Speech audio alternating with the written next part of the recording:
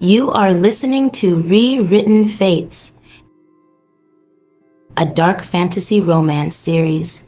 Book 1, I Woke Up as the Condemned Duchess. Chapter 8, The Saintess Investigates. The palace corridors were hauntingly quiet in the wake of the ball. The majority of the nobility remained entrenched in the ballroom, drowning their confusion in wine and fueling the fires of gossip with what they had just witnessed. The Saintess's ritual hadn't just failed, it had shattered. That single event would be the talk of the kingdom for weeks, a crack in the foundation of everything the court believed. But I wasn't thinking about the nobles. I was thinking about the script. In the original novel, that ritual was the point of no return. The Saintess's magic should have exposed Elara's corruption instantly. The court should have gasped in horror, and the Villainess's fate should have been sealed in iron. But tonight, the silver light had answered the gold. The story had deviated from the tracks, which meant the ending was no longer a certainty. If the narrative could be bent, perhaps I didn't have to die. My footsteps echoed with a hollow, rhythmic click along the marble as I made my way toward the Duke's wing. The servants had been dismissed, and the long hallways were empty, bathed in the amber glow of dying candles. It was almost peaceful. Almost. Duchess. The voice didn't come from behind me, but from the deep shadows of an alcove ahead. I stopped dead. Slow, rhythmic footsteps approached. Blue robes trimmed in silver and looking like a piece of the midnight sky drifted into the candlelight. Lyra. The Saintess of Light stepped into the path, her hands folded tucked into her sleeves, her expression a masterpiece of graceful composure. Her smile was still warm, still gentle, and still completely, chillingly false. I was hoping we might find a moment to speak privately, she said, her voice a soft melody.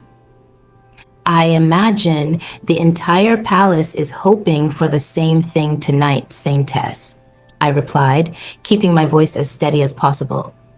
A miracle, or a disaster, is hard to ignore.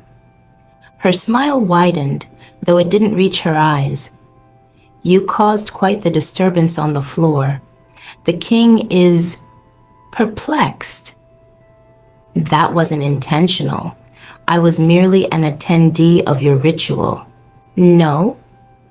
Her eyes, sharp as a hawk's, studied me with a clinical intensity. For someone accused of dabbing in the dark arts, you handled the divine echo with a surprising amount of grace. I folded my arms, mirroring the Duke's defensive posture from earlier. You sound disappointed, Lyra. Did you have your heart set on a public execution tonight? Lyra laughed, a soft, tinkling sound that sent a shiver down my spine.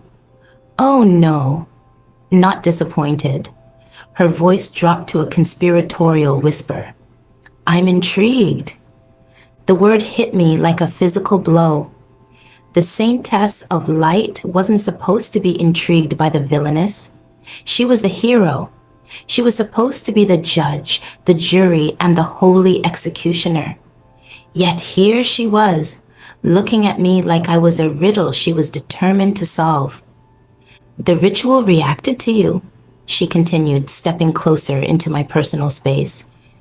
The light doesn't behave that way without a reason. It found something in you, Elara, something ancient. I wish I could satisfy your curiosity, but I am as much in the dark as you are. You will, she said. The tone was still gentle, but there was a sudden, serrated edge of steel beneath it.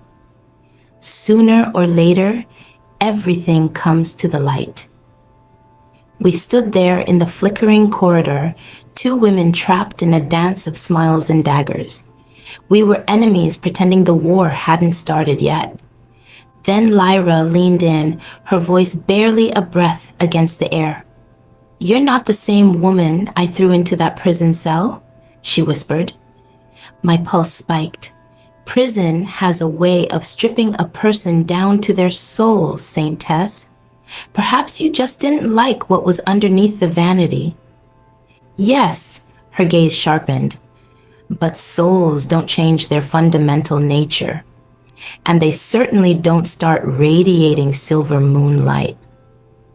The silence stretched, heavy with the things we weren't saying.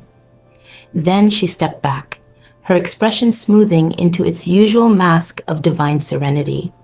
"Well," she said lightly, as if we had been discussing the weather, "I won't keep you from your husband any longer. It's been a long night for us both." She turned and began to glide down the corridor, but after a few paces she paused. Without looking back, she added, "Be careful, Duchess. This palace is full of predators." "Why tell me this?" I asked. Her voice floated back to me, cold and haunting. "Because if I discover that you truly are something dangerous, if that silver light is a threat to the order..." The Saintess finally looked over her shoulder. For the first time, the smile was gone. Her face was a mask of cold, religious fervor. "I will not hesitate to finish what the court started. I will burn the darkness out of you myself." Then she vanished into the shadows of the turn. I remained in the corridor, my heart racing against my ribs. The Saintess suspected. The Duke suspected. And worst of all, the narrative was crumbling. In the original novel, Lyra never sought out Elara for private confrontation. She was too pure to associate with a prisoner. But the story was fighting back, adapting to my presence, evolving to ensure that the villainess met her end. I realized then that I wasn't just fighting the characters. I was fighting the fate of the world itself. But in the royal court, nothing is ever truly over. Secrets move in the shadows, and every choice rewrites fate. Continue the story in the next episode of Rewritten Fates, and subscribe so you don't miss what happens next.